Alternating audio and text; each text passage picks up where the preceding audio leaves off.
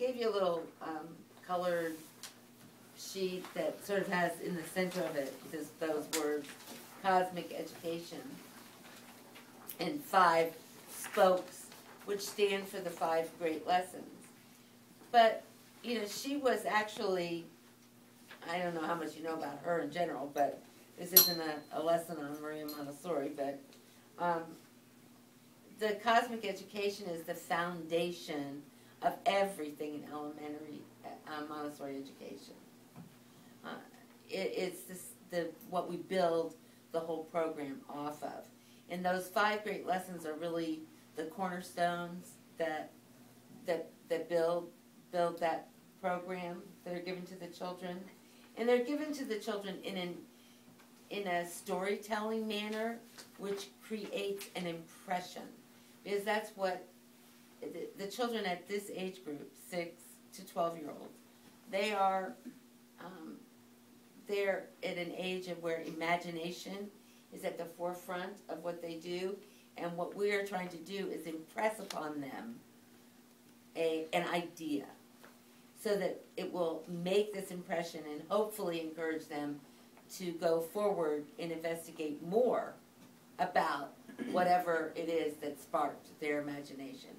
So when the Montessori guide is in the classroom giving one of these lessons, we're giving them in a storytelling fashion, which hopefully sparks the children's imagination.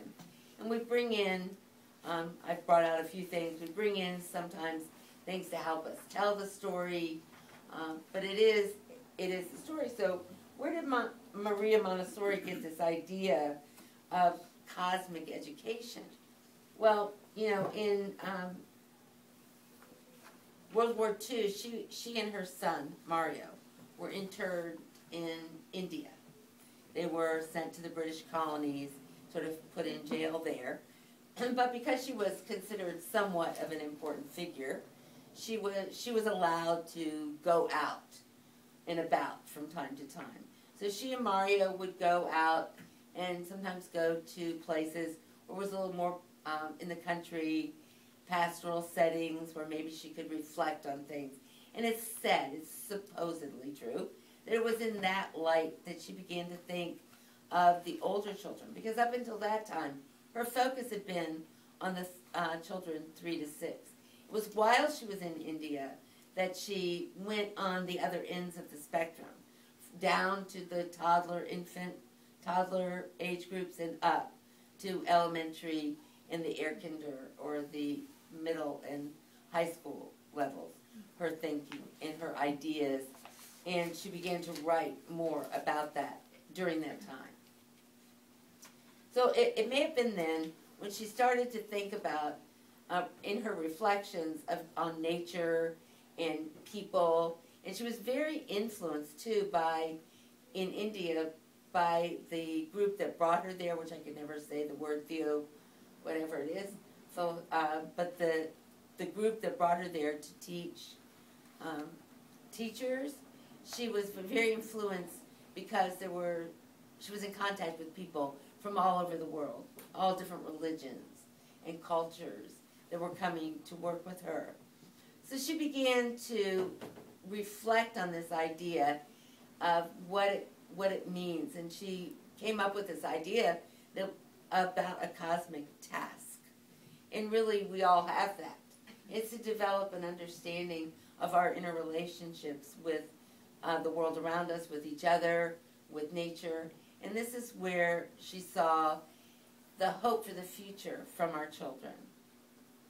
That it was this idea of interconnectedness and balance and harmony that would perhaps bring forth in them the great leaders of the world who would be able to work towards peace and a more global understanding of one another. So she really felt that. And so cosmic education, it's not just, Montessori education is not just those sets of materials on the shelf. It's not the bead cabinet, and it's not the binders that the teacher has with all the lessons in them.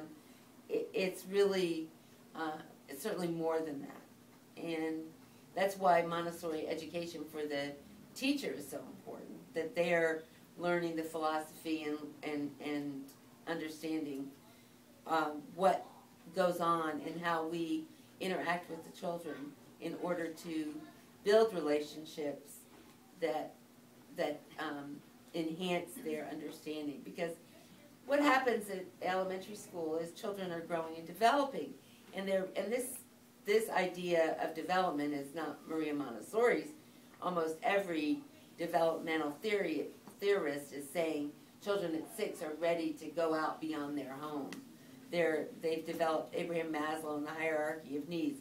You know, once their basic needs are met, they're ready to go out beyond the home, and that's what Montessori said too.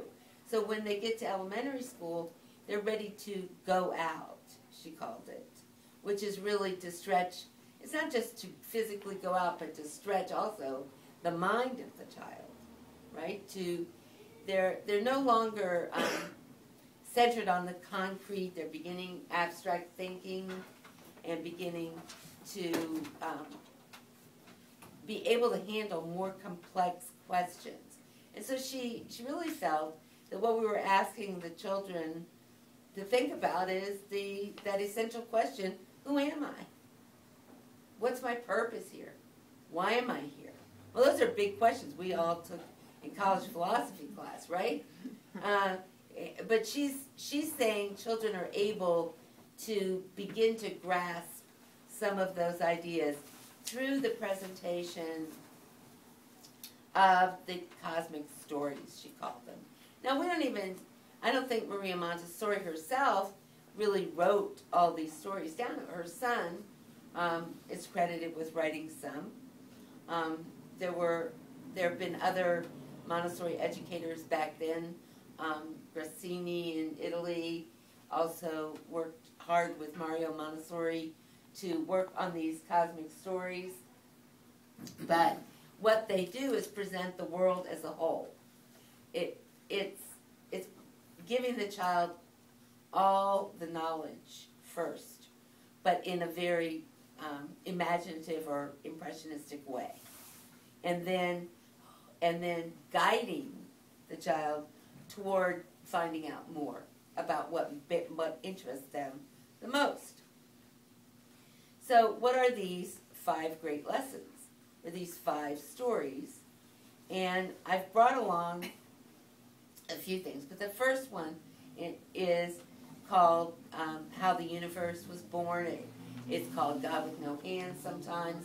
There are different names that it's given, but it's really the story of the creation of the universe through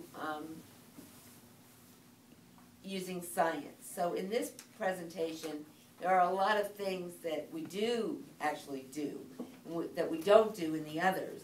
And in this one, there are different experiments that scientifically show concepts such as the attraction of forces of molecules to one another, the idea of solids, liquids, and gases, the idea that is presented to the child is a story that, close your eyes, it's so dark, it's darker than the darkest night. Can you even imagine it? It's darker than even the darkest night. It's colder than ice. It was colder than ice, and there was nothing. Nothing. And suddenly, or you light a candle, whatever, there was light. What happened? And so you're telling this story as the Montessori teacher, and then you're showing, maybe you lit a candle then.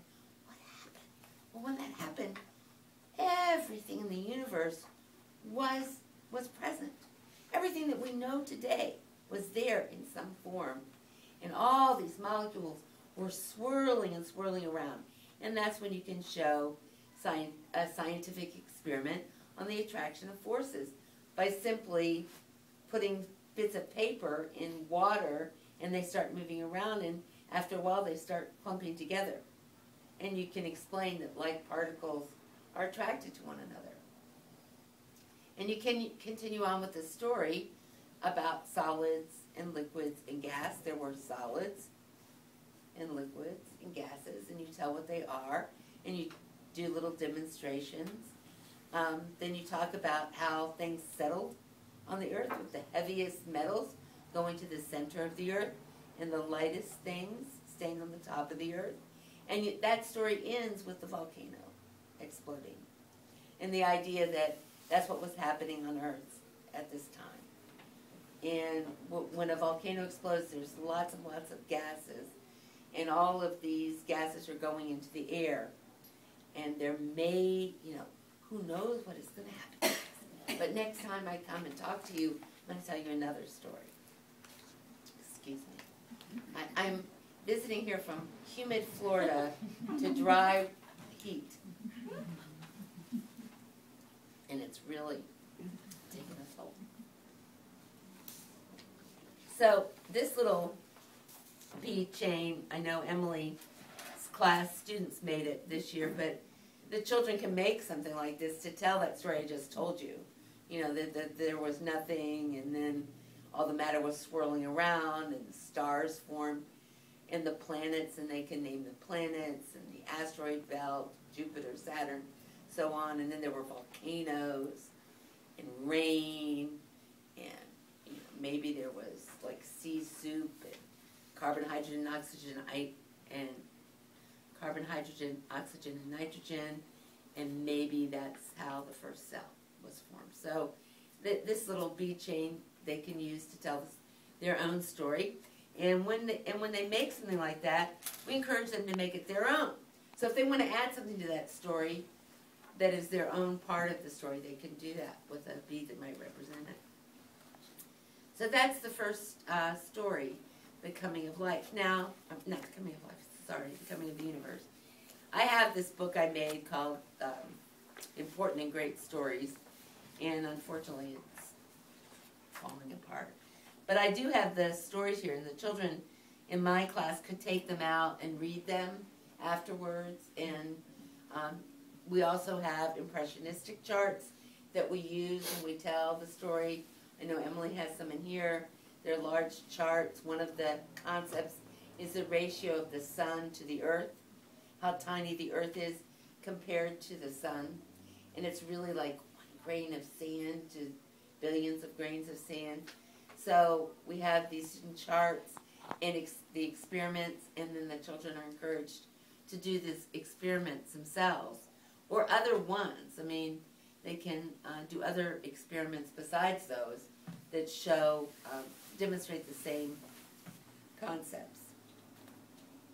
So that's great lesson number one. And you can always interrupt me. I like to be interrupted, really. And then the second great lesson is about the coming of life on Earth. And the impressionistic story is really one of my favorites, about the sun was so upset because didn't know what the heck was going on Earth. Things just weren't right. All these volcanoes, all this stuff happening. What in the world was going on? Was it the rock's fault, the water's fault, or the air's fault? And then you talk about how, in the story about it, well, could it be the rocks? They're just doing what rocks do. They're just sitting there.